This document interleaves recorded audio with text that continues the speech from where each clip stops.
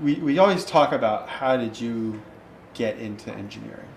Okay, now I don't think I got into engineering. I think I was an engineer.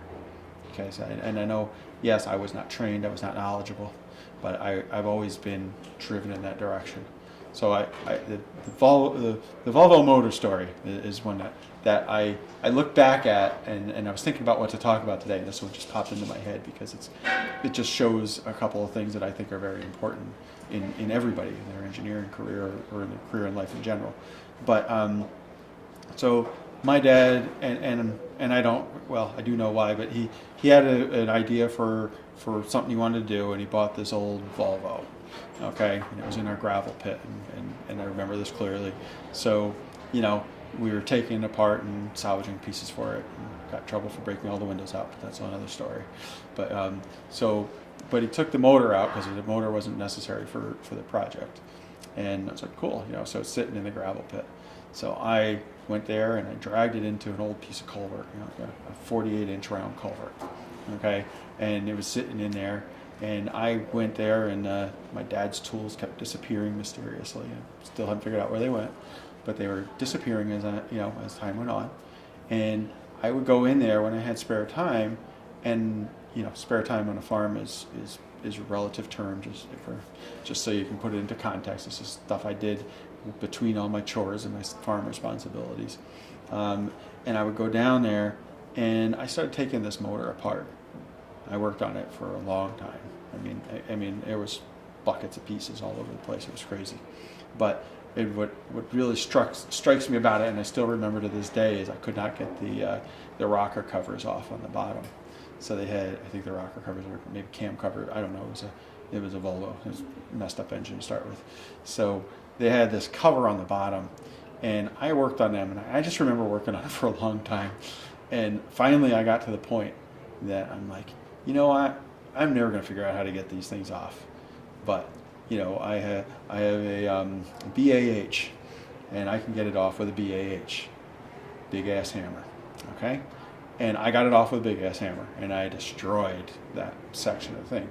But was really interesting to me about that portion of the lesson, and kind of how it applies into my career, is that after I had taken my BAH and beaten off this cover, then I looked at it and I said, oh, that's how you take it off.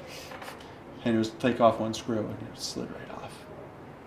So how do I apply that to my career today is that when you look at some of your challenges and you're like, well, obviously this is the answer. Obviously. I need a big hammer to get to this answer, but that's the answer. Well, then I'm saying I'm closing my mind to the other options that are possibly out there. So I'll sit back and I'll look at my problem from a different aspect. Say, okay, how would Elon do this? Sorry, throw the levity in there. But how would somebody else have come about this, or how might they have been thinking, or what other solutions are there? And I'll go back into my philosophy for my business. One of the things from my exposure to other firms has been, we build a structure, and we build the structure, and you make your architecture fit our structure. That might mean you need to move some doors or windows, or you might have to live with this column in the middle. Now, I don't subscribe to that. Yes, it makes my jobs a little more expensive, it makes them a little more challenging, which I like challenging, but that's good. But I look at it as we need to respect the vision for the project. Very similar to what you're doing here. I have to respect your vision for where you want to go. Whether I 100% agree with the way you're getting there or not, I have to respect that vision and say, how can I implement it, and how can I help that process? So if I go to a project, and I've got one I did many years ago that sticks in my mind, and they're like, you got to do this, and this is what we got to have. And I'm like, do you understand that if I do this, you're going to create all these extra problems? I'm like, what do you mean? And I start talking about it. I'm like, when we start going through how this bearing line is going to create all these additional problems in the structure if we do this. However, I believe I can move it back 10 feet. Yes, it messes with your floor plan, but can you make that work? Now, we've done two things. First of all, I am looking at it economy of the project.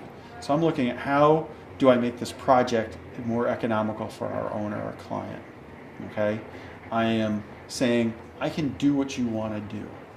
Okay, so if there's a reason that they can't do it, then I can do it. I'm making them aware of, hey, I can do it your way, but it's going to cost a lot more money than if you consider my way. And I've given them the opportunity to say, does that fit with our program? So the long and the short of that project is we went through, through this, and it was fairly early in our design and shaping this project. And I said, this here's a major problem, and I really think you need to consider it. It means on this floor you've got to do something with your layout. The rest of it I can work with everything else. And on this floor here I got a major problem. If we do it your way, it's going to cost a lot of extra money. We know we're spending all this money anyways for these different features, but this way is going to have a substantial impact on your project cost. Consider this other option. Now I've done one thing that I feel is very important that we do is we need to question everything, okay? And we need to raise problems. We have to say, this is a problem.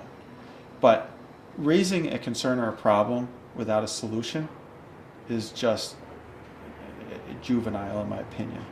Because if I'm raising it saying, well, you can't do this, well, if I say that or I think that and I can't give them another way, then maybe there is no choice other than that. And not to say I haven't thrown and said, well, can you do this? And they're like, no, we can't do that. And here's why. So then you find a way around it. So the long way around to what I was trying to say was that, as structural engineers, our job, and this is my opinion, and I get a lot of different people disagreeing with it, which is fine, but our job is to go in and build a structure. Nobody knows that we're ever there. Now I know that that's like, what do you mean you're never there? Of course you're there. You see a building and all this. But what I mean by that is the owner has a vision for the project. The architect or designer has a vision for the project. Okay?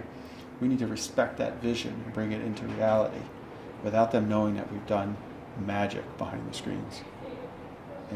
And structural engineers and I'm a big arguer. I argue this all the time. We create magic. And I know that's a really weird statement, but we battle gravity. Now you talk about a superpower. We battle gravity.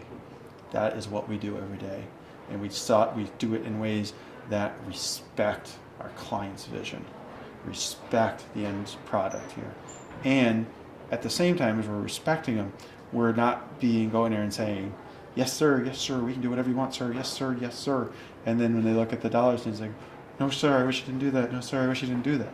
We say up front, if we see it, we can achieve what you want, but we can't achieve it at your budget.